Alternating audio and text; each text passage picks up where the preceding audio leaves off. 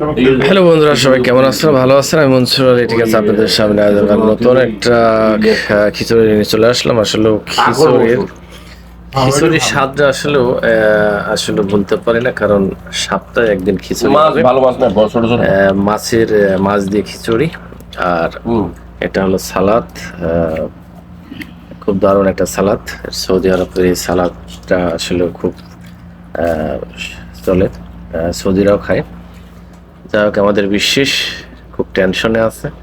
কোনো টেনশন নাই। আমাদের বড় ভাই, আর একজন ভাই, আমাদের ভাগ্নি, এরা আমাদের বড় ভাই। সবাই সপ্তাহে একদিন কিন্তু আসলে ওই ভুনা খিচুড়ি যে পার্টিটা চলে আসলে।